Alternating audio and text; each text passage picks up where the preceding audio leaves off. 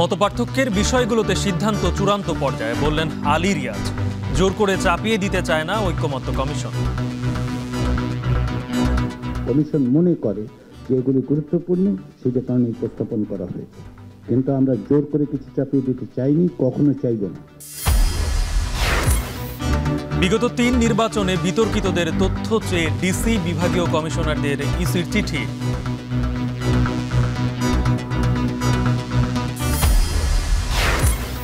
চট্টগ্রাম থেকে খাগড়াছড়ির পথে এনসিপির পদযাত্রা, কড়া নিরাপত্তায় ২১তম দিনের কর্মসূচিতে যোগ দেবেন কেন্দ্রীয় নেতারা।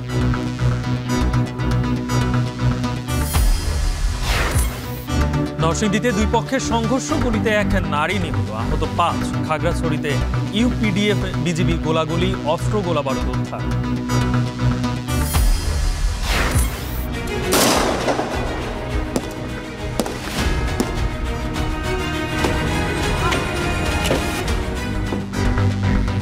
এবং জুলাই অভ্যুত্থানের ২০ দিনেই শহীদ মাদ্রাসার ৮০ শিক্ষার্থী সংগ্রামে সক্রিয় থাকলেও স্বীকৃতি না পাওয়ার অভিযোগ।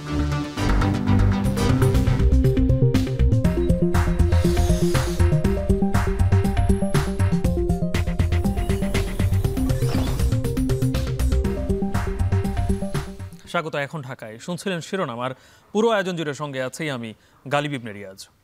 সংস্কারের মতপার্থক্যের বিষয়গুলো সিদ্ধান্ত গ্রহণের চূড়ান্ত পর্যায়ে আছে জানিয়েছেন ঐকমত্য কমিশনের সহ সভাপতি ডক্টর আলী রিয়াজ। কমিশনের দ্বিতীয় পর্যায়ের ১৬তম বৈঠকের সূচনা বক্তব্যে তিনি বলেন, জোর করে কোনো কিছু চাপিয়ে দিতে চায় না কমিশন। সকালে রাজনৈতিক দলগুলোর সাথে রাজধানীর ফরেন সার্ভিস একাডেমিতে বৈঠকে তিনি আরও বলেন, ঐকমত্যে পৌঁছাতে আগামী ১০ দিনের মধ্যে দ্রুত সিদ্ধান্ত নেওয়া হবে। বলেন, পূর্ববর্তী আলোচনার অধিকাংশ বিষয়ে সিদ্ধান্ত গ্রহণের পর্যায়ে চলে এসেছে, তাই ৩১ জুলাইয়ের মধ্যেই ঐকমত্যে পৌঁছাতে চায় কমিশন।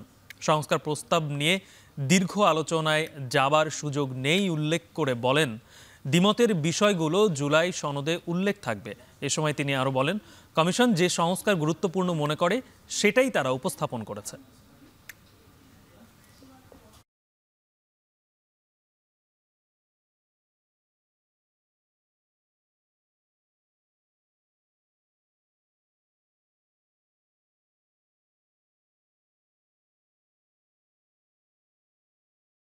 যেগুলোকে আমরা গুরুত্বপূর্ণ বলে বিবেচনা করেছি, সেগুলো পুনর্বার আলোচনার জন্য উপস্থাপিত হয়েছে।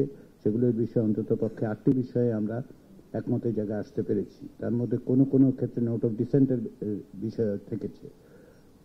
যদি আমরা ঐকমত্যে ৩১ তারিখের মধ্যে পৌঁছতে চাই এবং যেটা আমাদের বাধ্যবাধকতা বলে আমি মনে করি, সেখানে পৌঁছতে হলে আগামী আজকে সহজে ১০ দিন, সেক্ষেত্রে আমাদেরকে দ্রুত সিদ্ধান্ত গ্রহণ করতে হবে। কমিশন মনে করে যে এগুলি গুরুত্বপূর্ণ, সেই কারণে উপস্থাপন করা হয়েছে, কিন্তু আমরা জোর করে কিছু চাপিয়ে দিতে চাইনি, কখনো চাইব না।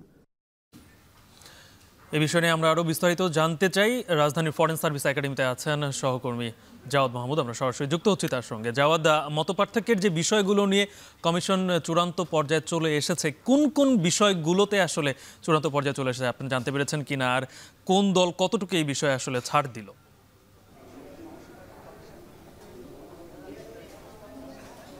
গালিব, যে বিষয়টি মূলত দাঁড়িয়েছে, আজকে কিন্তু দ্বিতীয় পর্যায়ে যে বৈঠক হচ্ছে এই রাজধানী ফরেন সার্ভিস একাডেমিতে, আজকে ১৬তম দিন চলছে। শুরু থেকে এটি বলা হচ্ছিল যে এটি একটি চূড়ান্ত পর্যায়ের বৈঠক, অর্থাৎ এই বৈঠকের মধ্যে দিয়ে যে সিদ্ধান্তগুলো উপনীত হবে দলগুলো এবং জাতীয় ঐকমত্য কমিশন, সেই সিদ্ধান্তের ভিত্তিতে জাতীয় সনদ বা জুলাই সনদ হিসেবে যেটাকে বলা হচ্ছে সেটি ঘোষণা করা হবে। কিন্তু আজকে আপনি যে প্রসঙ্গটি এনেছেন সেটি মূলত এই সূচনা বক্তব্য, অর্থাৎ ১৬তম দিনের সূচনা বক্তব্যে অধ্যাপক আলী রিয়াজ যেটি বলছিলেন যে তাদের হাতে বেশি সময় নেই, কারণ তারা ৩১ জুলাইয়ের মধ্যেই জুলাই সনদ ঘোষণা করতে চায় বা ঐকমত্যে পৌঁছাতে চায় এবং ১০ দিন রয়েছে, অর্থাৎ আগামী ১০ দিনের মধ্যেই তারা একটা জায়গায় পৌঁছাতে চায়।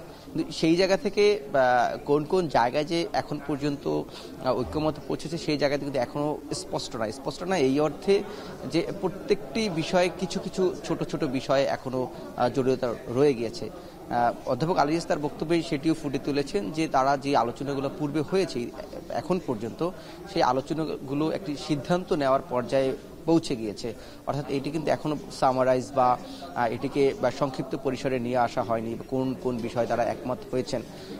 যে মৌলিক যে সংস্কার, অর্থাৎ দেখা যায় আজকে যে একটু উদাহরণ দিয়ে যদি বলি যে আজকে নিয়ে কিন্তু মূলনীতি নিয়ে কথা হবে, এই মূলনীতি নিয়ে কিন্তু এর আগেও কথা হয়েছে যেটি সংবিধানের ৮ অনুচ্ছেদে রয়েছে, সেটি কিন্তু আজকেও আবার নতুন করে আলোচনা হচ্ছে। সেখানে দুই একটি বিষয় নিয়ে মতানৈক্য রয়েছে, অর্থাৎ সেই বিষয়গুলো তারা তাদের ভাষায় বলছেন একটি মিনিমাইজাল, অর্থাৎ সেটি যে বড় ধরনের কোনো প্রতিবন্ধকতা বা বাধা তৈরি করবে ঐক্যমতে পৌঁছানোর ক্ষেত্রে সেটি না, যার জন্য এই বিষয়গুলোকে তারা আবার একটু ঝালিয়ে নিচ্ছেন, অর্থাৎ যে বিষয়গুলো বা আরেকটু যদি ভালোভাবে বলতে চাই টিউনিং করে নিচ্ছেন, যে বিষয়গুলোতে ঐক্যমত দ্বিমত রয়ে গেছে সেই বিষয়টি নিয়ে করেছেন এবং পরবর্তীতে বৈঠক শেষে তারা একটা তালিকা দেবেন যে আসলে কোন কোন বিষয়টি তারা একমত পৌঁছেছে রাজনৈতিক দলগুলো এবং যেগুলোতে একমত পৌঁছতে পারেনি সেই বিষয়গুলো জুলাই সনদে জায়গা পাবে তারা বলছেন। এবং আজকে এই মুহূর্তে মূলত প্রধানমন্ত্রী একই পদে বা প্রধানমন্ত্রী কয়টি পদে থাকতে পারবেন সেই বিষয়গুলো নিয়ে এখন মূলত আলোচনা হচ্ছে এবং এই আলোচনার পরে আরেকটি বিষয় নিয়ে আলোচনা সেটি হচ্ছে সংবিধানের মূলনীতি, যেটি কিছু আগে বলছিলাম। এই ছিল এখন পর্যন্ত আমার কাছে জাতীয় ঐক্যমত্য কমিশনের 16তম দিনের বৈঠকের সবশেষ। রাজধানীর ফরেন সার্ভিস একাডেমিতে রাজনৈতিক দলগুলোর সাথে দ্বিতীয় পর্যায়ের 16 দিনের মতো বৈঠক করছেন, 16তম দিনের মতো বৈঠকে বসেছেন ঐক্যমত্য কমিশন। সে বিষয়ে সর্বশেষ জানাচ্ছিলেন সহকর্মী জাওয়াদ মাহমুদ। এদিকে বিগত 3 নির্বাচনের রিটার্নিং কর্মকর্তা ও ভোট গ্রহণ কর্মকর্তাদের তথ্য জানতে বিভাগীয় কমিশনার ও জেলা প্রশাসকদের চিঠি দিয়েছে নির্বাচন কমিশন। পিবিআইয়ের অনুরোধে মাঠ পর্যায় থেকে এই তথ্য সংগ্রহ করছে নির্বাচন কমিশন। 22 জুন শেরেবাংলা থানায় বিগত 3 নির্বাচন সংশ্লিষ্টদের বিরুদ্ধে মামলা হলে 3 জুলাই ইসিকে চিঠি দেয় পিবিআই। আওয়ামী লীগ শাসনামলের বিগত 3টি জাতীয় নির্বাচন ছিল বিতর্কিত, একতরফা ও জালিয়াতি করে এসব নির্বাচনে দলটি জিতে এসেছিল বলে অভিযোগ রয়েছে। আর এসব নির্বাচন আয়োজনে বড় ভূমিকা ছিল ওই সময় নির্বাচন কমিশন সহ ভোট গ্রহণের সঙ্গে জড়িত সকল কর্মকর্তাদের। তদন্তের স্বার্থে বিগত 3টি নির্বাচনে দায়িত্ব পালনকারী রিটার্নিং অফিসার, প্রিজাইডিং অফিসার, সহকারী প্রিজাইডিং অফিসার এবং পোলিং অফিসারদের বিস্তারিত তথ্য নির্বাচন কমিশনের কাছে চেয়েছে পিবিআই। মাঠ পর্যায় থেকে তথ্য পাওয়ার পর নির্বাচন কমিশন পিবিআইকে এসব তথ্য সরবরাহ করবে।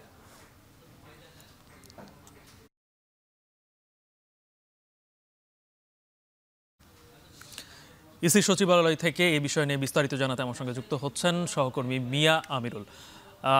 আমিরুল, এই যে তথ্য সংগ্রহের যে বিষয়টি পিবিআই নির্বাচন কমিশনের কাছে চেয়েছে, এটা আসলে কত দিনের মধ্যে ইসিকে জমা দিতে হবে এবং ভোট সংশ্লিষ্ট কয়টি মামলায় পিবিআই এসব তথ্য চেয়েছে?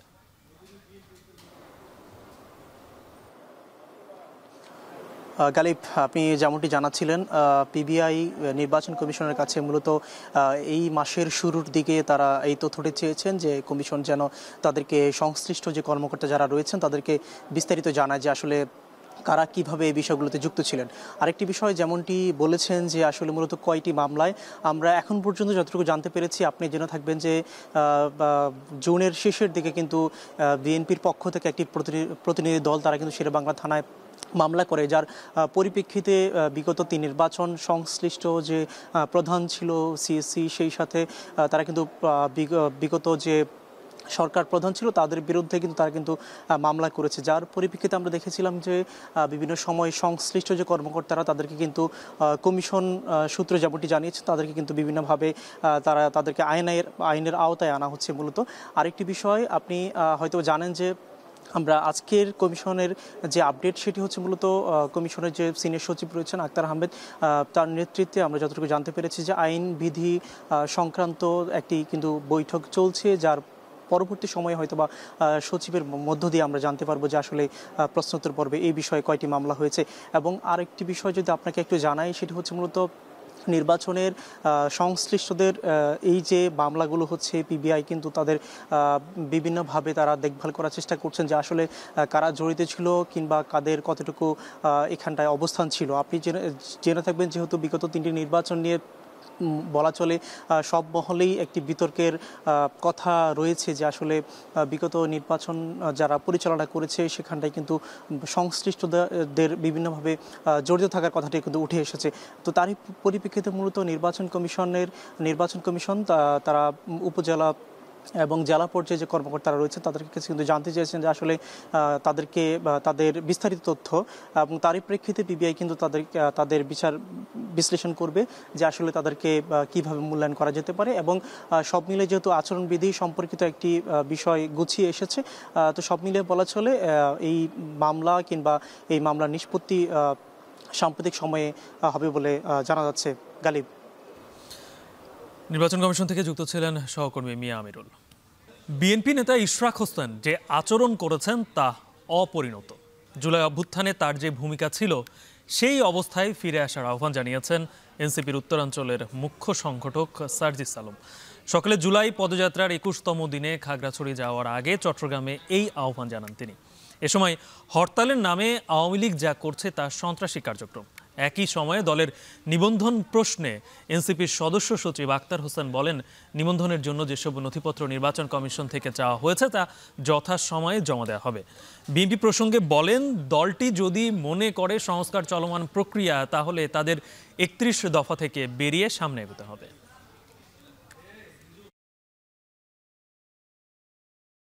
বিএনপির আরেকজন মুখপাত্র জনাব ইশরাক রহমান তার বক্তব্যে যেভাবে উলঙ্গ করে কিছু মানুষকে মারার কথা বললেন, তারপরে তার বক্তব্যে যেভাবে কটূক্তি করা, একদম খুব নিম্নমানের শব্দ ব্যবহার করে যেভাবে কথা বললেন, এটা তো নাসিরউদ্দিন পাটোয়ারির বক্তব্যের চেয়ে অনেক ডিগ্রি নিচের বক্তব্য। আওয়ামী লীগ একটা নিষিদ্ধ দল, তাদের হরতাল এগুলো বাংলাদেশের মানুষ পরোয়া করে না, কেয়ারও করে না। বরং তারা যেটুকু করছে এটা হচ্ছে তাদের জায়গা থেকে চোরাগোপ্তা সন্ত্রাসী কার্যক্রম। তো বিএনপির আর একটা কথা, যে সংস্কার চলমান প্রক্রিয়া সেটা কিন্তু আসলে সাযুজ্যপূর্ণ হয় না। সংস্কার যদি চলমান প্রক্রিয়ায় হয়ে থাকে বিএনপির তরফে, তাহলে ৩১ দফাকেও তো চলমান করতে হবে, ৩১ দফা থেকেও সামনের দিকে অগ্রসর হতে হবে। সেটাকে ৩১-এর মধ্যে সীমাবদ্ধ না রেখে সেটাকে ৩২, ৩৩, ৩৫-এ যেতে হবে। ইতিমধ্যে খাগড়াছড়ির উদ্দেশ্যে রওনা দিয়েছে এনসিপির নেতাকর্মীরা। অতিক্রম করেছে চট্টগ্রামের হাটহাজারী এলাকা। এ বিষয়ে নিয়ে আরো বিস্তারিত জানাতে চট্টগ্রাম থেকে যুক্ত হচ্ছেন শোয়েব রহমান। শোয়েব, আমি দেখতে পাচ্ছি আপনি এনসিপির গাড়িবহরের সঙ্গেই আছেন। এই গাড়িবহর কত সংখ্যক আসলে গাড়ি এই চট্টগ্রাম থেকে খাগড়াছড়িতে যাচ্ছে আনুমানিক, এবং সেই সঙ্গে খাগড়াছড়িতে এনসিপির কি কি কর্মসূচি রয়েছে? গালিব, কিছুক্ষণ আগে অর্থাৎ 10 থেকে 15 মিনিট আগেই এনসিপির যে গাড়িবহর, সেই গাড়িবহর তাদের হোটেল থেকে খাগড়াছড়ির উদ্দেশ্যে যাত্রা শুরু করেছে। এই মুহূর্তে আমরা হাটহাজারী উপজেলা ক্রস করছি এবং এই বহরে প্রায় 15 থেকে 20টির মতো গাড়ি রয়েছে এবং সেখানে কেন্দ্রীয় নেতৃবৃন্দের পাশাপাশি চট্টগ্রামের স্থানীয় নেতৃবৃন্দ রয়েছেন, তারাও এই বহরের সঙ্গে যুক্ত রয়েছেন। তারা খাগড়াছড়িতে গিয়ে সেখানে প্রথমে চেঙ্গির মোড় থেকে পদযাত্রা শুরু করবেন, এরপরে খাগড়াছড়ি সদর বাজার এবং আদালত চত্বর পার হয়ে শাপলা চত্বরে গিয়ে পথসভার মধ্য দিয়ে খাগড়াছড়ি উপজেলার যে পদযাত্রা, সেই পদযাত্রা তারা সেখানে শেষ করবেন। এবং এর মধ্যে হোটেল কক্ষ থেকে বের হওয়ার পরে আমরা এনসিপির দুজন কেন্দ্রীয় নেতা আক্তার হোসেন এবং সেই সাথে সার্জিস আলম দুজনের সাথে কথা বলেছিলাম। তারা তাদের চট্টগ্রাম অঞ্চলের যেই পদযাত্রা সেটি আজ খাগড়াছড়ি জেলার মাধ্যমে শেষ হচ্ছে এবং তারা বলছেন যে এখন পর্যন্ত পদযাত্রায় চট্টগ্রাম অঞ্চলে যারা যে সকল জায়গায় পদযাত্রা করা হয়েছে সেখানে তারা বিপুল সমর্থন পেয়েছেন। তারা খুবই খুশি এই পদযাত্রায় নেতাকর্মীদের ঢল দেখে এবং তারা এও বলেছেন, সমসাময়িক বিষয় নিয়ে কথা বলেছেন। তারা গতকাল যে হরতাল ডাকা হয়েছিল নিষিদ্ধ ছাত্রলীগের পক্ষ থেকে, সেখানে চট্টগ্রামের নিউ মার্কেট মোড়েও কিন্তু একটি মিনি বাসে অগ্নিকাণ্ডের ঘটনা ঘটে এবং সেই বিষয়গুলো নিয়ে সার্জিস বলেছেন যে আওয়ামী লীগ এখন যেই ধরনের কার্যক্রম করছে সেগুলো মূলত সন্ত্রাসী কার্যক্রম এবং চোরাগোপ্তা হামলা, এবং এগুলোকে তারা পাত্তা দেন না এবং তারা জনগণকে সাথে নিয়ে এই গতানুগতিক ধ্বংসাত্মক রাজনীতি থেকে বেরিয়ে এসে পরিবর্তনের যে রাজনীতির কথা তারা বলে আসছেন, সেই পরিবর্তনের সুরে তারা কাজ করবেন এবং একই সাথে নতুন বাংলাদেশ বিনির্মাণে জনগণকে সাথে নিয়ে তারা সামনের দিকে এগিয়ে যাবেন। এবং একই সাথে সম্প্রতি কক্সবাজারে পদযাত্রায় নাসিরউদ্দিন পাটোয়ারির একটি বক্তব্যকে ঘিরে বিএনপি যে প্রতিক্রিয়া দেখিয়েছে, সেখানে কক্সবাজারের চকরিয়াতে তাদের গাড়ি পথসভার যে মঞ্চ, সেই মঞ্চ ভাঙচুর করা হয়েছে, তাদেরকে বাধা দেওয়া হয়েছে পথসভা করতে। সেই জায়গা থেকে তিনি বলছেন যে বিএনপি নেতারা যারা প্রবীণ রাজনীতিবিদ, তারা যে সুরে বক্তব্য রাখছেন সেগুলো নাসিরউদ্দিন পাটোয়ারির চেয়েও আরও নিম্নমানের বক্তব্য। সেই জায়গা থেকে প্রবীণ যে রাজনীতিবিদরা রয়েছেন তাদেরকেও সঙ্গত কথাবার্তা বলার জন্য তারা বলেছেন এবং একই সাথে তারা বলছেন যে তারা তাদের যে পদযাত্রা, সেই পদযাত্রার মাধ্যমে জনগণের যে রাজনীতি, সেই বার্তা জনগণের কাছে পৌঁছে দিতে চান। গালিব। চট্টগ্রাম থেকে খাগড়াছড়ি পথে এনসিপির পদযাত্রার গাড়িবহর, সেখানে আজকে খাগড়াছড়িতে তারা পথসভা করবেন, সে বিষয়ে নিয়ে সর্বশেষে জানাচ্ছিলেন আমাদের সহকর্মী শোয়েব রহমান। নরসিংদীর রায়পুরায় চরাঞ্চল সাইদাবাদে আধিপত্য নিয়ে দুই পক্ষের সংঘর্ষে গুলিবিদ্ধ হয়ে এক নারীর মৃত্যু হয়েছে, আহত হয়েছেন অন্তত 5 জন। স্থানীয়রা জানায়, কয়েক বছর ধরে আধিপত্য নিয়ে রায়পুরার চরাঞ্চল সাইদাবাদ এবং বালুরচর এলাকার মধ্যে বিরোধ চলছিল। এরই জেরে ভোরে বালুচরের লোকজন সায়দাবাদ গ্রামে গিয়ে অতর্কিত হামলা চালায়। গুলিবিদ্ধ হয়ে মারা যান এক নারী। পরে চরাঞ্চলে দুই গ্রুপের মধ্যে থেমে থেমে চলে সংঘর্ষ। আহতদের উদ্ধার করে নরসিংদী সদর হাসপাতালে ভর্তি করা হয়েছে। এলাকায় বিরাজ করছে থমথমে পরিস্থিতি। খবর পেয়ে ঘটনাস্থল পরিদর্শন করেছে পুলিশ।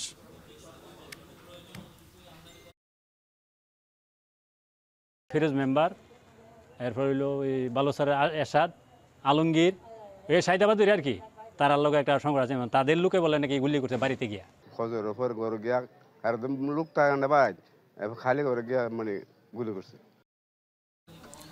এদিকে খাগড়াছড়ির মাটিরাঙ্গায় বিজিবির সঙ্গে ইউপিডিএফ এর গোলাগুলির ঘটনা ঘটেছে। এতে কোনো হতাহতের খবর এখন পর্যন্ত পাওয়া যায়নি। ঘটনাস্থল থেকে বিপুল অস্ত্র ও গুলি উদ্ধার করেছে বিজিবি।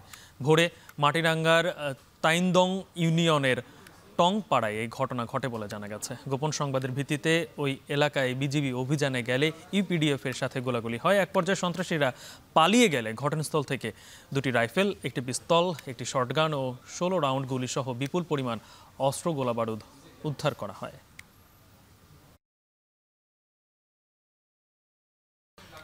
শহীদি তামান্না নিয়েই গণ অভ্যুত্থানে অংশ নিয়েছিলেন মাদ্রাসার শিক্ষক শিক্ষার্থীরা। কোটা আন্দোলনে শিক্ষার্থী হত্যার প্রতিবাদে রাজপথে নেমে আসেন তারা। কয়েকদিনের মরণপণ সংগ্রামে মাদ্রাসা থেকে শহীদ হন প্রায় 80 জন। তবে আলেম সমাজের অভিযোগ, 24-এর গণ অভ্যুত্থান সহ দেশের সব আন্দোলন সংগ্রামে সক্রিয় ভূমিকা থাকলেও যথাযথ স্বীকৃতি পাননি তারা। এই অবস্থায় রাজনৈতিক সংস্কৃতির পাশাপাশি নৈতিক পরিবর্তনের তাগিদ তাদের। আরও জানাচ্ছেন হাসিব বিল্লাহ।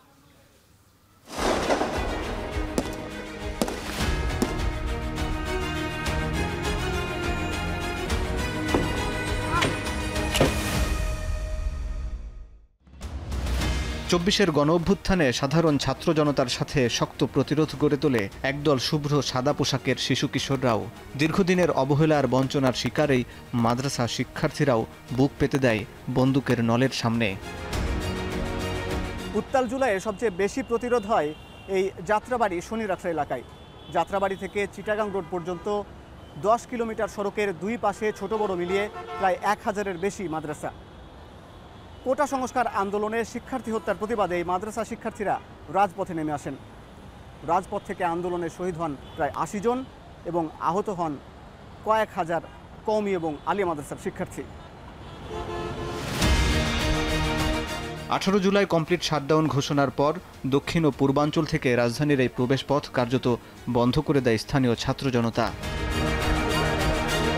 19 জুলাই জুমার নামাজ চলাকালেই হামলা হয় যাত্রাবাড়ি বড় মাদ্রাসা হিসেবে পরিচিত জামিয়া ইসলামিয়া দারুল উলুম মাদানিয়ায়। এরপর জ্বলে ওঠে প্রতিবাদের আগুন। তো যখন ওরা এইভাবে আমাদেরকে আক্রমণ করলো 19 তারিখ, তখন আমরা একযোগে আমরা মাদ্রাসা গেট দিয়ে বের হয়ে আমরা এটা প্রতিহত করি। তারাও একটু বিশ্রাম নাই, মানে তারাও এই সকাল থেকে শুরু করতো, সকাল 8টা-9টা থেকে শুরু করতো, একদম রাত 12টা পর্যন্ত আমাদের প্রতি এই আক্রমণ, টিয়ার গ্যাস, রাবার বুলেট এগুলো ছুটতো একদম লাগাতার, মানে কোনো বিরতি নাই। শুক্রবার সারা দেশে 10 জন মাদ্রাসা শিক্ষার্থী শহীদ হন। অব্যাহত হত্যার প্রতিবাদে মরণপণ যুদ্ধে যোগ দেয় এ অঞ্চলের মাদ্রাসা শিক্ষক শিক্ষার্থী। ওটা আমাদের চাহিদা নাই এবং আমরা এখানে আমাদের প্রত্যাশাও কিছু নেই। আমরা মাঠে নেমেছি এই কারণে, আমরা বিশ্বাস করি প্রত্যেকটা মুসলিম এক দেহের মতো। ঢাকা ইউনিভার্সিটি আমরা দেখেছি ছাত্রলীগ কী ভয়াবহভাবে আমাদের বন্ধুদের উপর হামলা চালিয়েছে, শহীদ আবু সাইদকে শহীদ করে দিয়েছে। এগুলো দেখার পর একজন মুসলিম ঘরে বসে থাকতে পারে না এবং আমাদের মনে হয়েছে যে হয়তো এবার আমরা আমাদের মাতৃভূমিকে আমরা রক্ষা করব, নতুবা আমরা নিজেরা শহীদ হয়ে যাব।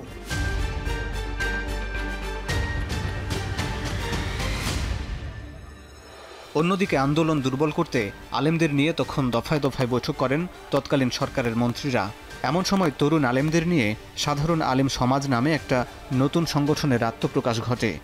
ইন্টারনেট বন্ধ করে দেওয়ার পর থেকেই দেশব্যাপী নেটওয়ার্ক গড়ে তোলে তারা। এদিকে কমপ্লিট শাটডাউনের প্রথম দিন 18 জুলাই থেকে প্রতিরোধ গড়ে তোলে উত্তরাবাসী। বিএনএস সেন্টারের কর্মসূচিতে ছাত্র জনতার পাশে যোগ দেয় এ অঞ্চলের মাদ্রাসা শিক্ষার্থীরাও। তবে অপ্রতিরোধ্য জনবল নিয়ে স্বৈরাচারের সহযোগীদের মোকাবেলা করে তামিরুল মিল্লাত মাদ্রাসার শিক্ষার্থীরা। শুধু টঙ্গী ক্যাম্পাস থেকে আহত হয় 5 শতাধিক। 20 দিনের আন্দোলনে শহীদ হন 5 জন। সাধারণ নাগরিকরা যেভাবে ফেসিবাদের আমলে নির্যাতিত নিষ্পেষিত হয়েছে তার থেকে বেশি মানে কম্পারেটিভলি মাদ্রাসার ছাত্ররা বেশি বঞ্চিত ছিল, যার কারণে আসলে তারা সবসময় এই ফেসিবাদের কবল থেকে বাঁচার জন্য নিজের সব কিছুটুকু উজাড় করে দিয়ে এই বিপ্লবে অংশগ্রহণ করেছিল। 18 তারিখে আমি নিজে সেখানে গুলিবিদ্ধ হই। আমার তামিল মিল্লাতের একজন ওই দিন শহীদ হন, শহীদ শাকিল পারভেজ। এক বছর আগের সেই দগদগে স্মৃতি বয়ে চলেছেন তামিরুল মিল্লাতের এইচএসসি পরীক্ষার্থী গাজী জোনায়েদ। তামিল মিল্লাতে 15,000 স্টুডেন্ট রয়েছে, তো সেইখানে প্রতিনিয়ত আমরা আন্দোলনে শরিক হইতাম। আন্দোলনকে বেগবান করার জন্য দায়িত্বশীল ভাইয়ের পরামর্শ থেকে শুরু করে আমরা সব রকম কার্যক্রম চালাতাম। যখন আমি আজমপুর ওভারপাসের নিচে অবস্থানরত ছিলাম, ঠিক ওই মুহূর্তে উত্তরা পূর্ব থানার ছাদ থেকে স্নাইপার দ্বারা গুলি করা হয় আমার দিকে লক্ষ্য করে। ঠিক স্নাইপারের একটি বুলেট আমার ডান হাতের এক পাশে লেগ অন্য পাশ দিয়ে বেরিয়ে যায় এবং দ্বিতীয় বুলেটটি আমার বুকের নিচে এসে লাগে। এছাড়া ঢাকায় মোহাম্মদপুর, মিরপুর, রামপুরা, বাড্ডা ও বারিধারার পাশাপাশি সারা দেশের মাদ্রাসা শিক্ষার্থীরাও গণঅভ্যুত্থানে স্বতঃস্ফূর্ত অংশ নেন। ছাত্র জনতার প্রতিরোধে 5 আগস্ট পালিয়ে যায় স্বৈরশাসক শেখ হাসিনা। একদিকে যখন বিজয় উল্লাস, তখন যাত্রাবাড়ি কাজলার পাড়ের মাদ্রাসা শিক্ষক খোবাইবকে খুঁজছিলেন বাবা। আমার ছেলে খোবাইব, আমাদের এই মাদ্রাসায় তাকে ওস্তাদ হিসাবে রাখা হয়েছে, পড়াইতেও আছে। বিবাহর প্রস্তাব বিভিন্ন জায়গার থেকে আসছে, বিবাহ করাই না, করাইব এই আশা। 4 তারিখে তার আম্মাকে বলে, আম্মা আপনারা না আমার নাম খোবাইব রাখছেন, হজরত খোবাইব তো শহীদ হয়েছে। আম্মা, আব্বা আম্মার দোয়া তো কবুল হয়, আপনারা দোয়া করেন আল্লাহ পাক নিয়ে আমাকে শহীদ হিসাবে কবুল করে নেই। অভ্যুত্থানের 1 বছর পর সাধারণ আলেম সমাজ মনে করে মাদ্রাসার অবদান ভুলে যেতে বসেছে রাষ্ট্র। যখনই কোনো আন্দোলনে এই ধর্মীয় জনগোষ্ঠী একদম নৈতিক সমর্থন দিয়ে দিবে, সে আন্দোলন সফল।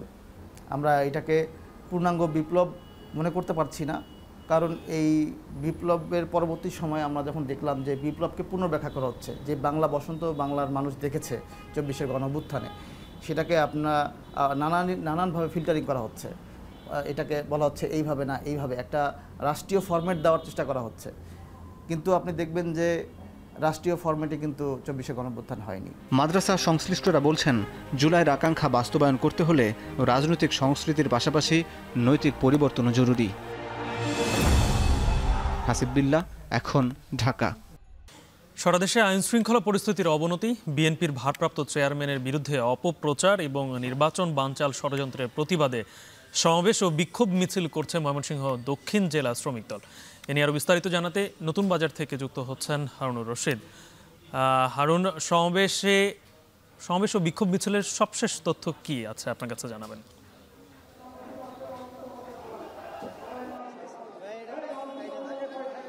গালিব, শ্রমিক দলের যে সমাবেশ এবং বিক্ষোভ মিছিল তার কার্যক্রম কিন্তু শুরু হয়েছে ইতিমধ্যেই। কিছুক্ষণ আগে শ্রমিক দলের আনুষ্ঠানিকভাবে তাদের যে সমাবেশের কার্যক্রম সেটি শুরু করেছে নতুন বাজার দলীয় কার্যালয়ের সামনে। আমরা দেখেছি যে ইতিমধ্যে এই আজকের যে সমাবেশ, এই সমাবেশের যারা অতিথিবৃন্দ তারা কিন্তু ইতিমধ্যে মঞ্চে এসে অবস্থান গ্রহণ করেছেন। আমরা দেখতে পাচ্ছি যে ময়মনসিংহ দক্ষিণ জেলা বিএনপির সভাপতি আহ্বায়ক জাকির হোসেন বাবলু এবং সদস্য সচিব রুকনুজ্জামান সরকার রুকন, তারা কিন্তু ইতিমধ্যেই অতিথি হিসাবে মঞ্চে অবস্থান করেছেন। এবং আমরা দেখেছি যে শ্রমিক দলের বিভিন্ন এলাকা থেকে, বিশেষ করে বিভিন্ন উপজেলা থেকে কিন্তু এখানে শ্রমিক দলের নেতাকর্মীরা বিক্ষোভ মিছিল নিয়ে আজকের যে সমাবেশ সেই সমাবেশে যোগ দিয়েছে। আমরা কিছুক্ষণ আগেও দেখেছি একটি মিছিল এখানে এসেছে এবং আজকে যে সমাবেশটি হচ্ছে এই সমাবেশটির মূল উদ্দেশ্য যেটি, এখানে যারা বক্তারা বক্তব্য রাখছেন তারা যেটি বলছেন যে সরকারের নির্লিপ্ততায় সারা দেশে আইন শৃঙ্খলা পরিস্থিতির চরম অবনতি হয়েছে এবং বিএনপির ভারপ্রাপ্ত চেয়ারম্যান তারেক রহমানের বিরুদ্ধে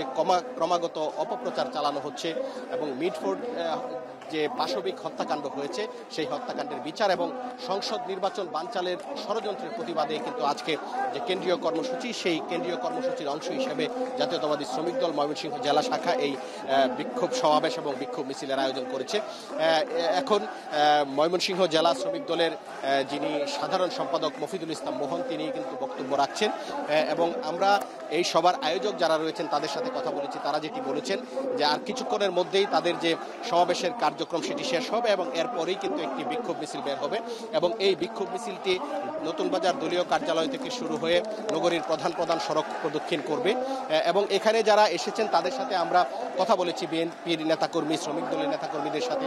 তারা যে বিষয়টি বলছেন যে একটি চক্র বিএনপির ভারপ্রাপ্ত চেয়ারম্যান তারেক রহমানকে নিয়ে ক্রমাগত কটূক্তি করছে এবং বিএনপির কেন্দ্রীয় নেতা সালাউদ্দিন আহমেদ সম্পর্কে কটূক্তি করছে এবং তাদের পৃষ্ঠপোষকতা করছে সরকার এবং সরকারি পৃষ্ঠপোষকতায় বিএনপির বিরুদ্ধে নানা ধরনের অপপ্রচার চালানো হচ্ছে। এই অভিযোগটি কিন্তু তারা করছেন এবং তারা বলছেন যে কোনো মূল্যে এই যে অপপ্রচার চলছে এই অপপ্রচারের জবাব দেওয়া হবে এবং সেগুলো প্রতিহত করা হবে এবং তারা যেটি বলছেন যে অবিলম্বে তারা জাতীয় সংসদ নির্বাচনের দাবি করছেন এবং এই জাতীয় সংসদ নির্বাচনের মাধ্যমেই সকল অপপ্রচার এবং সকল যে আইন শৃঙ্খলা পরিস্থিতির যে অবনতি হয়েছে সেগুলো থেকে জাতি বা জনগণ পরিত্রাণ পাবে বলে তারা আশা করছেন। তো এই ছিল আমার কাছে নতুন বাজার যে শ্রমিক দলের সমাবেশ চলছে তার সর্বশেষ। ময়মনসিংহ থেকে যুক্ত ছিলেন সহকর্মী হারুনুর রশিদ। রাকসু নির্বাচনের তফসিল ঘোষণা ও বাস্তবায়নের এক দফা দাবিতে অবস্থান কর্মসূচি পালন করেছে রাজশাহী বিশ্ববিদ্যালয়ের শিক্ষার্থীরা। বেলা 11টায় বিশ্ববিদ্যালয়ের প্যারিস রোডে এই অবস্থান কর্মসূচি শুরু করেন তারা। এ সময় শিক্ষার্থীরা জানান, দীর্ঘ ৩৫ বছর ধরে অকার্যকর হয়ে আছে রাজশাহী বিশ্ববিদ্যালয় কেন্দ্রীয় ছাত্র সংসদ। বর্তমান প্রশাসন রাকসু নিয়ে টালবাহানা শুরু করেছে। রাকসুর রোডম্যাপ ঘোষণা করলেও 5 মাসে তফসিল ঘোষণা করতে পারেনি প্রশাসন। দ্রুত সময়ের মধ্যে রাকসুর তফসিল ঘোষণা না করলে কঠোর কর্মসূচি দেওয়ারও হুঁশিয়ারি দেন তারা। এরপর প্যারিস রোড থেকে বিক্ষোভ মিছিল নিয়ে শিক্ষার্থীরা বিশ্ববিদ্যালয় প্রশাসন ভবনের প্রধান ফটকে অবস্থান নেন। এই প্রশাসন একের পর এক টালবাহানা করেই যাচ্ছে এবং তারা তাদের কার্যক্রমে এটা প্রমাণ করেছে যে তারা রাকসু দিতে ইচ্ছুক না। কোনো রকমের যৌক্তিক কারণ ছাড়া তফসিল ঘোষণা তারিখ পার হয়ে গেলেও তারা এখনো পর্যন্ত কোনো তফসিল ঘোষণা করেনি। যদি কোনো পলিটিক্যাল গভর্নমেন্ট আসে আমরা আশঙ্কা করছি যে ক্যাম্পাসগুলো আবার পুরনো রাজনৈতিক সংস্কৃতিতে ফিরে যেতে পারে। এজন্য রাকসু ছাড়া আমাদের শিক্ষার্থীদের মুক্তির আসলে কোনো পথ নেই। রাষ্ট্র মালিকানাধীন ব্যাংকগুলোর জন্য অভিন্ন পদোন্নতি নীতিমালার মধ্যেই আলাদা নীতিমালা করেছে জনতা ব্যাংক। যে নীতিমালায় পদোন্নতির ক্ষেত্রে মেধার দিক বিবেচনা না রেখে চাকরিতে যোগদানের সময়কালকে গুরুত্ব দেওয়া হচ্ছে। ব্যাংকটির প্রস্তাবিত এই নীতিমালায় অসন্তোষ তৈরি হয়েছে কর্মকর্তাদের একাংশের মধ্যে। বিশেষজ্ঞদের মত, নীতিমালাটি বাস্তবায়ন হলে জনতা ব্যাংকের অভ্যন্তরীণ স্থিতিশীলতা ক্ষতিগ্রস্তের পাশাপাশি বাধাগ্রস্ত হবে স্বাভাবিক অগ্রগতি। আরও জানাচ্ছেন দেলোয়ার দোলন। জনতা ব্যাংকের খেলাপি ঋণ রেকর্ড ৬৭,৩০০ কোটি টাকা, যা ব্যাংকিং খাতে এখন সবচেয়ে বেশি। যে ব্যাংকটি একসময় দেশের অন্যতম ভালো ব্যাংক ছিল, সেটি একাধিক ঋণ কেলেঙ্কারির পর আর্থিকভাবে দুর্বল হয়ে পড়ে। এই ঋণ কেলেঙ্কারির জন্য সাবেক গভর্নর আতিউর রহমান, জনতা ব্যাংকের সাবেক চেয়ারম্যান আবুল বারাকাত সহ 23 জনের বিরুদ্ধে মামলা করেছে দুদক। 5 আগস্ট পরবর্তী জনতা ব্যাংক কেন্দ্রিক দুর্নীতি অনুসন্ধান শুরু হওয়ার পাশাপাশি পদোন্নতি নীতিমালা চূড়ান্ত করেছে পরিচালনা পর্ষদ। যদিও অনুমোদনের আগেই এই নীতিমালা নিয়ে ক্ষোভ সৃষ্টি হয়েছে। অভিযোগ উঠেছে, মেধার দিক বিবেচনায় না রেখে চাকরিতে যোগদানের সময়কালকে গুরুত্ব দিয়ে পদোন্নতি নীতিমালা করছে রাষ্ট্রায়ত্ত জনতা ব্যাংক, যেখানে সিনিয়র অফিসারদের মেধাভিত্তিক নিয়োগপ্রাপ্ত কর্মকর্তা কর্মচারীদের অবমূল্যায়নের সুযোগ আছে বলেও অভিযোগ। অনৈতিক সুযোগ পাবে 10ম গ্রেডে নিয়োগ পাওয়া একটি বিশেষ গোষ্ঠী। বর্তমানে 9ম ও 10ম গ্রেডের মধ্যে স্পষ্ট বিভাজন থাকা সত্ত্বেও প্রস্তাবিত নীতিমালায় এমনভাবে নম্বর বরাদ্দ করা হচ্ছে, যা সিনিয়র অফিসার হওয়ার পরও কেউ কেউ পদোন্নতির ক্ষেত্রে পিছিয়ে পড়ছেন। যদিও বিতর্কিত নতুন এই নীতিমালা নিয়ে উৎসুকদের রয়েছে নানা যুক্তি। বিগত 15 বছরে জনতা ব্যাংকের কোনো জ্যেষ্ঠতা নাই। 11 থেকে 2025 সাল আমরা এই 14 বছরে মাত্র একটা পদোন্নতি পেয়েছি। বিআরসি তুলে দেওয়া হলো, মানে ব্যাংকগুলোকে ইচ্ছা মতো নিয়োগ করা হলো এবং সেই নিয়োগকে যারা জয়েন করেছে তাদেরকে প্রমোশন দেওয়া হলো। আমাদের দাবির প্রেক্ষিতে ওনারা একটা জায়গায় একটু পরিবর্তন আছে, লেন্থ অফ সার্ভিসের জায়গায় নাম্বার দিয়েছে 7। 2019 সাল ও পরবর্তী সময়ে সরাসরি সিনিয়র অফিসার পদে নিয়োগপ্রাপ্ত কর্মকর্তারা এই নীতিমালায় সবচেয়ে বেশি ক্ষতিগ্রস্ত হবেন। ব্যাংকটির চেয়ারম্যান ও ব্যবস্থাপনা পরিচালক বরাবরও চিঠি দিয়েছেন তারা। তোমরা এটুকু নিশ্চিত থাকো যে অন্যান্য ব্যাংক সেক্টরে যা করতেছে তাদের চেয়ে তোমাদের কম হবে না। অভিযোগ আছে, প্রস্তাবিত নীতিমালাটি আবুল বারাকাত চেয়ারম্যান থাকাকালীন নিয়োগপ্রাপ্ত কর্মকর্তাদের সুবিধা দিতেই তৈরি। তার সময়ে জনতা ব্যাংকে নানা অনিয়ম ও দলীয়করণ হয়। পূর্বের গঠিত ব্যাংকটির পরিচালনা পর্ষদেও খুব একটা পরিবর্তন আসেনি এখনো। জিএম কিংবা বলতে পারছিলেন। বিশেষজ্ঞদের মত, এই নীতিমালা বাস্তবায়িত হলে জনতা ব্যাংকের অভ্যন্তরীণ স্থিতিশীলতা ক্ষতিগ্রস্ত হবে, বাধাগ্রস্ত হবে স্বাভাবিক অগ্রগতি। কোনো একটি সুনির্দিষ্ট ব্যাংকের বড় ধরনের কোনো পরিবর্তন করবার আসলে এখতিয়ার আছে কিনা এটা একটা প্রশ্ন। ব্যাংকগুলোর সার্বিক নীতিমালার ক্ষেত্রে, এটা তাদের পদোন্নতির ক্ষেত্রে, নিয়োগের ক্ষেত্রে একটা সার্বিক একটা নীতিমালার ক্ষেত্রে একটা সমন্বয় থাকা দরকার সবগুলো ব্যাংকেরই। রাষ্ট্রীয় মালিকানাধীন ৬টি বাণিজ্যিক ব্যাংকের স্থায়ী কর্মকর্তা কর্মচারীদের জন্য সমন্বিত পদোন্নতি নীতিমালা করছে সরকার। এর বাহিরে যে নতুন নীতিমালার কি প্রয়োজন ছিল জানতে চেয়েছিলাম ব্যাংকটির এমডি মুজিবুর রহমানের কাছে।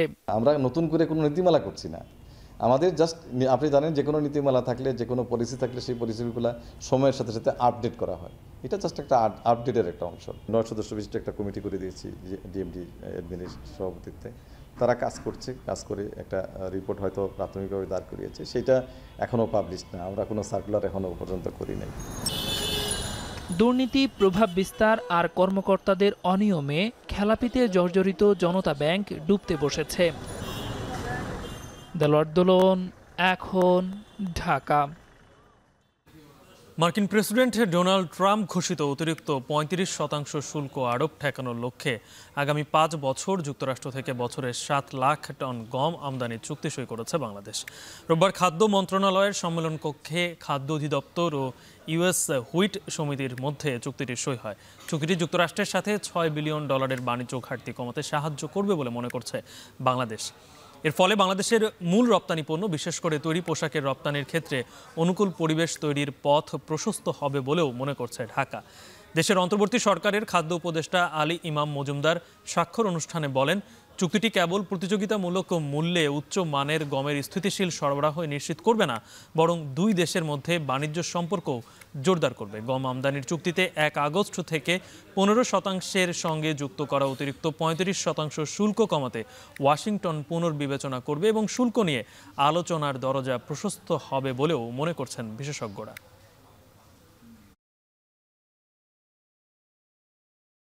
রাজধানীর মিরপুর ডিওএইচএস এর একটি বাসায় ডাকাতি করে পালানোর সময় সাবেক 4 সেনা সদস্যকে আটক করেছে পুলিশ। তাদের কাছ থেকে ইয়াবাসহ লুট করা মালামাল জব্দ করেছে পুলিশ। এ সময় আরও 2 সেনা সদস্য সহ 4 ডাকাত পালিয়ে যায়। আরও জানাচ্ছেন হোসেন জিয়া। ব্যবসায়ী স্বামীর মৃত্যুর পর থেকে মিরপুর ডিওএইচএস এর একটি ভবনে এক ছেলে ও এক মেয়েকে নিয়ে থাকতেন এই নারী। রোববার দুপুরে আইন শৃঙ্খলা বাহিনীর সদস্য পরিচয়ে জোরপূর্বক তার বাসায় ঢোকেন কয়েকজন ব্যক্তি। বাসায় মাদকদ্রব্য আছে এমন কারণ দেখিয়ে তল্লাশির নামে সোনাদানা সহ বিপুল সম্পদ লুট করে তারা। আলমারিতে মনে করেন টেবিলে যেখানে যা পাইছে, আমার মেয়ের ফোন, আমার ছেলের ফোন, ল্যাপটপ, ট্যাপে যে ক্লাস করে এগুলা, তারপর আলমারি খুলে স্বর্ণ, আংটি, ডায়মন্ডের সেটের যা পাইছে, মানে আমার মেয়ের গহনা, আমার গহনা যা পাইছে, যেখানে যা পাইছে, একদম পারফিউমটা পর্যন্ত, আতরটা পর্যন্ত কিচ্ছু রাখে নাই। ভুক্তভোগী এই নারী জানান, ডাকাত দলের 4 সদস্য গ্রেপ্তার হওয়ার পরও হুমকির শিকার হচ্ছেন তিনি। ও যে বলতেছে যে ছুটেই তো যাবে, ছুটে পরে দেখবে, বলেই তো দিল আমাকে যে কয়দিন আর ভিতরে থাকবে, ছুটে পরে আমার ছেলেকে দেখবে, ধরবে। এদিকে মিরপুর জোনের এডিসি জানান, গ্রেপ্তারকৃত 4 জনের সবাই সাবেক সেনা কর্মকর্তা। এদের মধ্যে একজন অবসরপ্রাপ্ত লেফটেন্যান্ট। 8 জন মিলে সেই বাসায় তারা যায়। যাওয়ার পরে সেই বাসায় গিয়ে তারা সেই ধরনের যে পরিমাণে মাদক বা অর্থ, সোনাদানার কথা তারা সোর্স মারফত জানতে পেরেছিল, সে বাসায় গিয়ে সে ধরনের কিছুই পায়নি। যা পেয়েছে বাসায় সেগুলোই নিয়ে কিছু মোবাইল, অল্প কিছু সোনাদানা এগুলো বা ল্যাপটপ এগুলো নিয়ে তারা বাসা থেকে বের হয়ে যায়। 4 জন আসামি এই মামলায় আমরা ধরেছি, আর মামলার বিষয়টি প্রক্রিয়াধীন আছে। এছাড়াও ডাকাত দলের পলাতক 4 জনের মধ্যে রয়েছে সেনাবাহিনীর আরও 2 সাবেক সৈনিক। তাদেরকে ধরতে অভিযান অব্যাহত রয়েছে বলেও পুলিশের পক্ষ থেকে জানানো হয়। হোসেন জাহিদ, এখন, ঢাকা। পারমাণবিক ইস্যুতে ব্রিটেন, ফ্রান্স ও জার্মানির সঙ্গে ইস্তাম্বুলে শুক্রবার আলোচনায় বসতে যাচ্ছে ইরান। বৈঠকটি দেশগুলোর উপ পররাষ্ট্রমন্ত্রী পর্যায়ে অনুষ্ঠিত হবে। আল জাজিরা সহ বিভিন্ন আন্তর্জাতিক সংবাদ মাধ্যমে উঠে এসেছে এমন তথ্য। জানা গেছে আলোচনা শুরু করতে পুনরায় ব্যর্থ হলে তেহরানের উপর পুনরায় আন্তর্জাতিক নিষেধাজ্ঞা আরোপ করার বিষয়ে সম্প্রতি সতর্কবার্তা দেয় ফ্রান্স, জার্মানি এবং যুক্তরাজ্য। এর মধ্যেই আলোচনার টেবিলে ফিরতে রাজি হলো উভয় পক্ষ। এর আগে পারমাণবিক ইস্যুতে 2015 সালে চীন, রাশিয়া, ব্রিটেন, ফ্রান্স ও জার্মানি সহ ইরানের সঙ্গে একটি চুক্তি স্বাক্ষরিত হয়, কিন্তু 2018 সালে যুক্তরাষ্ট্র এই চুক্তি থেকে বের হয়ে যায়। তবে 2015 সালে চুক্তির মাধ্যমে মধ্যপ্রাচ্যের এই দেশটির পারমাণবিক কর্মসূচি সীমিত করার পাশাপাশি তার উপর নিষেধাজ্ঞা প্রত্যাহার করা হয়।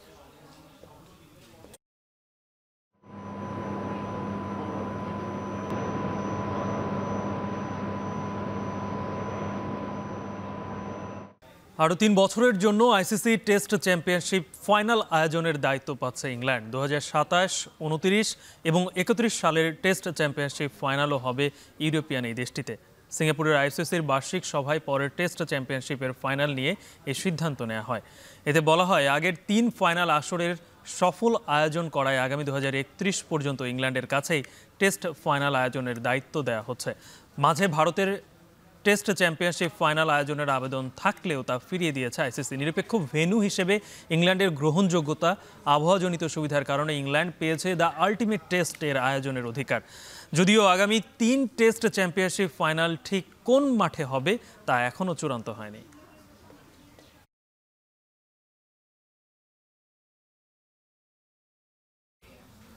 এখন ঢাকায় শিরোনামগুলো আর একবার। মতপার্থক্যের বিষয়গুলোতে সিদ্ধান্ত চূড়ান্ত পর্যায়ে, বললেন হালি রিয়াজ। জোর করে চাপিয়ে দিতে চায় না ঐক্যমত্য কমিশন। কমিশন মনে করে যে এগুলি গুরুত্বপূর্ণ, সেটা কারণে উপস্থাপন করা হয়েছে, কিন্তু আমরা জোর করে কিছু চাপিয়ে দিতে চাইনি, কখনো চাইব না। বিগত 3 নির্বাচনে বিতর্কিতদের তথ্য চেয়ে ডিসি বিভাগীয় কমিশনারদের ইসির চিঠি, মামলার প্রয়োজনে পিবিআইকে সরবরাহ। চট্টগ্রাম থেকে খাগড়াছড়ির পথে এনসিপির পদযাত্রা, কড়া নিরাপত্তায় 21তম দিনের কর্মসূচিতে যোগ দেবেন কেন্দ্রীয় নেতারা। নরসিংদীতে 2 পক্ষের সংঘর্ষ, গুলিতে 1 নারী নিহত, আহত 5। খাগড়াছড়িতে ইউপিডিএফ বিজিবি গোলাগুলি, অস্ত্র গোলাবারুদ উদ্ধার।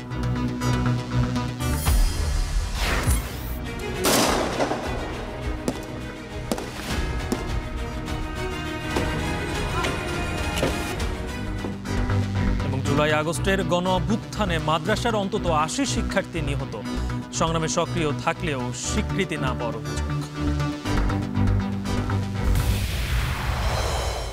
এ ছিল এখন ঢাকার আয়োজন। এখন টেলিভিশন ওয়েবসাইটে দেখতে ভিজিট করুন এখন.tv, ফেসবুকে চোখ রাখুন facebook.com/tv.এখন, আর ইউটিউবে লাইভ দেখতে ভিজিট করুন youtube.com/c/এখন.tv।